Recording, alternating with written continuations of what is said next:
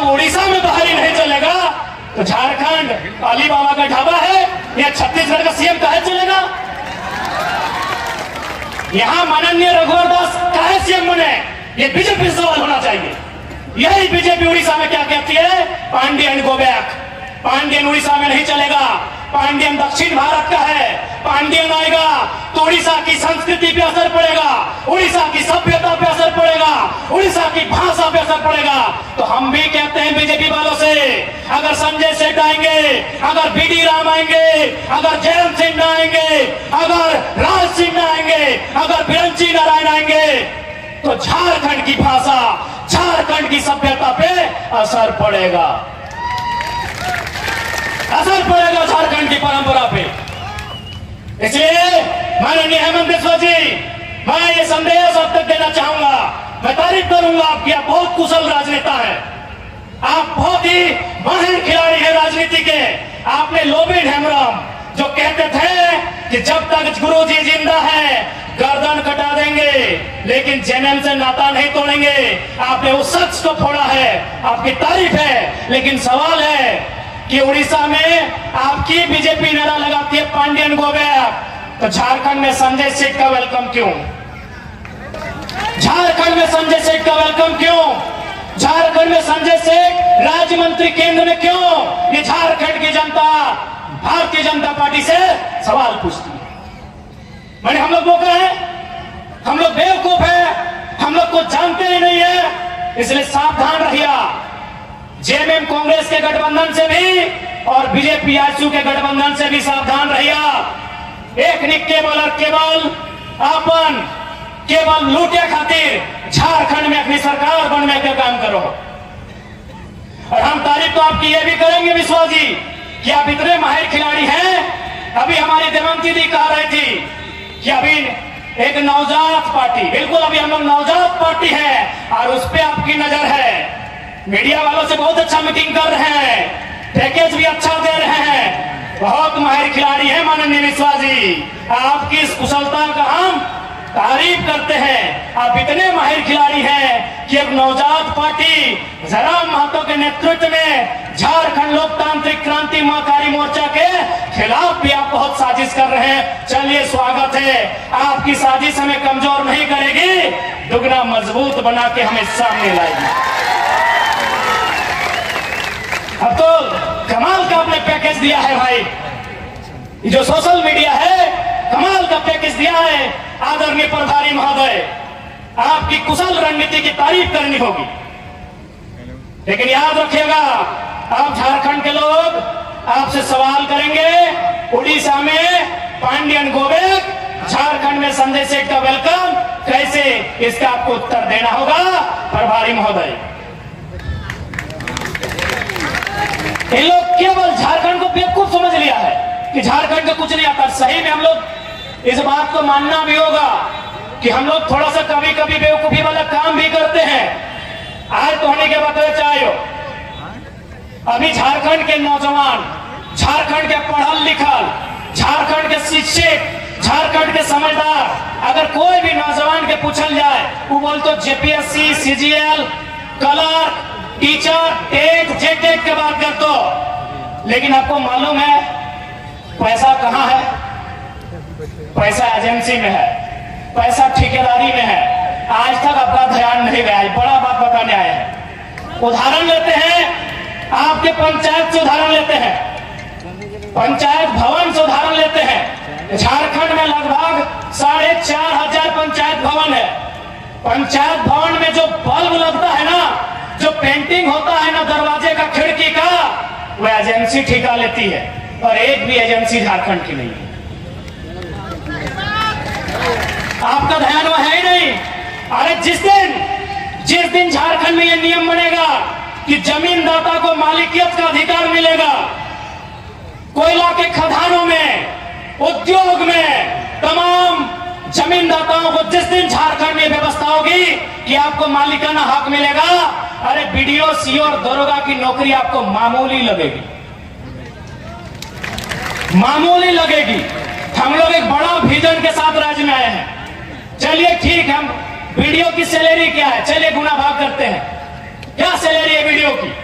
50,000 50,000 12 यानी 6 लाख, सालाना 6 लाख ना, सालाना 6 लाख। एक वीडियो कितना दिन नौकरी करेगा? 30 साल।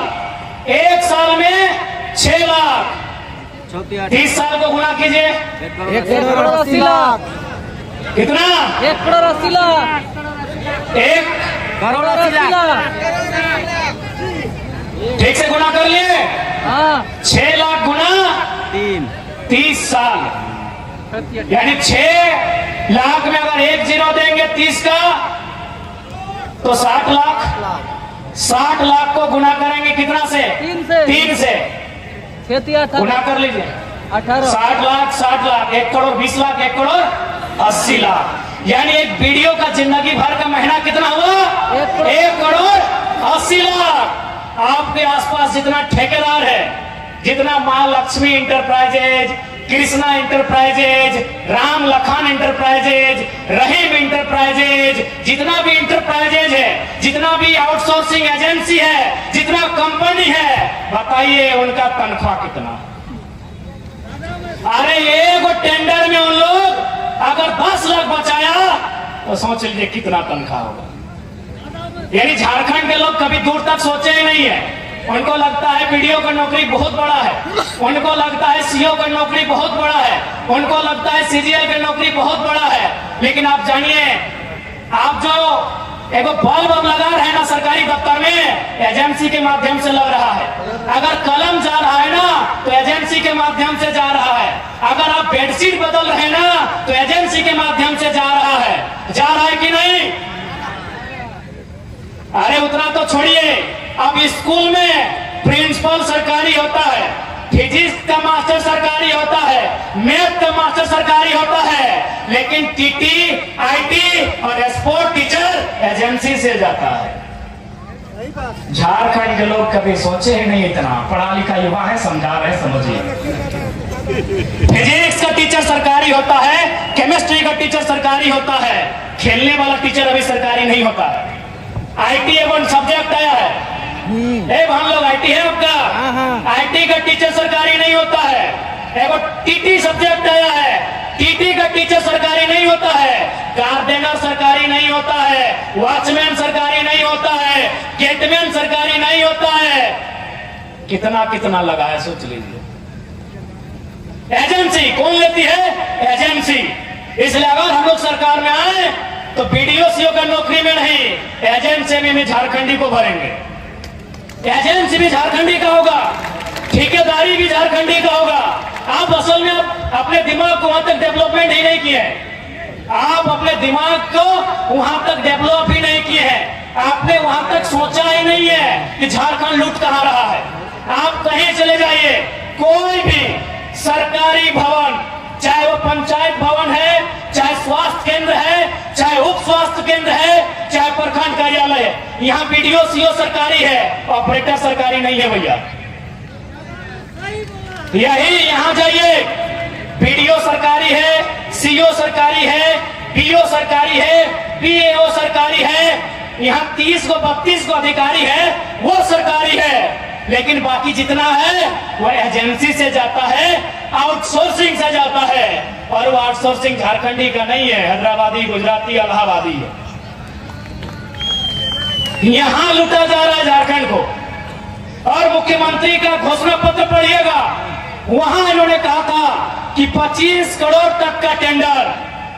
माननीय मुख्यमंत्री हेमंत सोरेन जी ने स्टेटमेंट दिया था, बाकायदा लिखा था अपने कागज में कि 25 करोड़ तक का टेंडर एसटी, एससी, ओबीसी आरक्षण के साथ देंगे, झारखंड को देंगे। नौकरी कितना? एक टाइम में अगर जेपीएससी का बहाली निकलता है तो एक टाइम में कितना निकलता है? 250। एक टाइम में 250 भी कितना? 5 साल के बाद, 6 साल के बाद। एजेंसी नहीं करने से भी 10,000 हमको लगता है कम है, उससे कई हजार है। 10,000 से ज्यादा एजेंसी है और हमको लगता है 99% गैर झारखंडी। आप कहीं चले जाइए, आप कहीं चले जाइए, जो सरकारी भवन है, चाहे वो पंचायत स्वास्थ्य केंद्र है, चाहे प्रखंड कार्यालय है, चाहे जिला कार्यालय है, चाहे जज का ऑफिस है। जज का ऑफिस में पीपी सरकारी होता है, लेकिन बाकी जो इधर उधर आता है वो आउटसोर्सिंग कंपनियां देती है। ये बहुत बड़ा विषय है, लेकिन झारखंड का कभी ध्यान ही नहीं गया है। यही तो सेटिंग होता है, यही तो सेटिंग होता है। पैसा तो यहाँ है, पैसा यहाँ है। सरकारी नौकरी में उतना पैसा नहीं है जितना यहाँ ठेकेदारी में, आउटसोर्सिंग में, एजेंसी में है। बताइए वहां कितने झारखंडी है? इसी भीड़ में बताइए कितने लोग एजेंसी के ऑनर हैं? इस भीड़ में कितने लोग एजेंसी के ऑनर हैं? आप बीसीसीएल में चले जाइए, आप सीसीएल में चले जाइए, आप बीसीएल में चले जाइए, वहां भी एजेंसियों को कोयला खोदने का टेंडर दिया जाता है। कहीं संजय उद्योग है, कहीं खेमका है, कहीं आनंदिता है, कहीं त्रिवेणी है कि नहीं? एक भी एजेंसी झारखंड की नहीं है। तो झारखंड क्या झालमुड़ी बेचने के लिए, क्या झारखंड कच्चा बादाम बेचने के लिए हमने लिया है? बताइए दीदी लोग। इसलिए आज आपको भी सोचना होगा, क्योंकि आपको भी पॉलिटिक्स को समझना होगा, आपको राजनीति को समझना होगा कि राजनीति क्या है, झारखंड आज मिला कैसे है। आपके बाप दादाओं ने संघर्ष किया है, आपके बाप दादाओं ने गोली खाया है, तब जाके झारखंड आज मिला है। इसी रोड में अभी जो हम लोग टाटी सिलवे के रोड में आए, हमको लगता है नहीं तो 4 या 5 झारखंड आंदोलनकारियों की प्रतिमा है कि नहीं? एक रोड में 4 को 5 को आंदोलनकारी है, तो ऐसा ऐसा रोड 1000 को है। यानी कितना लोग जान दिया है, कितना लोग बलिदान दिया है, कितनी माओं का गोद उजड़ा है, कितनी पत्नियों का मांग का सिंदूर उजड़ा है, तब हमें झारखंड मिला है। और झारखंड अगर संदेश सेट चलाएगा तो तकलीफ भी होगा और गुस्सा भी आएगा, तकलीफ भी होगा और गुस्सा भी आएगा। क्या गलत बोल रहे हैं? इसलिए जिनको मेरा भाषण कड़वा लगता है, ज्यादा नहीं 6 महीना घूमिएगा गांव-गांव, 6 महीना घूमिएगा टोला मोहल्ला, तब आपको मालूम चलेगा क्या अन्याय हुआ है हमारे साथ। आज बगल में गेतल सूद का डैम है, कितना गांव उजड़ा होगा? 30-40। वहां जो काम कर रहे हैं वो कहां के हैं? ये कौन सा व्यवस्था है? गांव हमारा, खेत हमारा, खलिहान हमारा, और आज हम कटोरी लेके भीख मांग रहे हैं। यही उषा मार्टिन यूनिवर्सिटी है, उषा मार्टिन फैक्ट्री है, यही मेगा फूड है, और यही बाबा रामदेव का ढोंगी चरित्र भी है। ठीक है, बाबा है तो हम क्या करेंगे? 1 रुपया डिस्मिल जमीन खरीदा जाता है? सुनिए झारखंड वासियों, मैं एक कड़ा बात आपसे बोल रहा हूं, शायद आपको बुरा लगे, भगवान भी अगर जमीन मांगे तो मत दीजिएगा।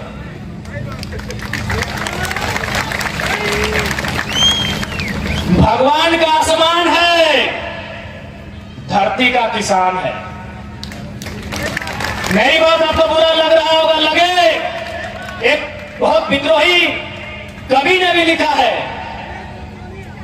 कि भगवान का आसमान है, धरती किसान का। कौन है? तमिलनाडु का शख्स है, वो नवीन पटनायक जी का सलाहकार था, और आज नवीन पटनायक उनको अपना उत्तराधिकारी बनाना चाहते थे। जैसे गुरु जी का हेमंत सोरेन बने, नवीन पटनायक पांडियन को अपना उत्तराधिकारी बनाना चाहते थे, और बीजेपी ने नारा दिया बाहरी नहीं चलेगा।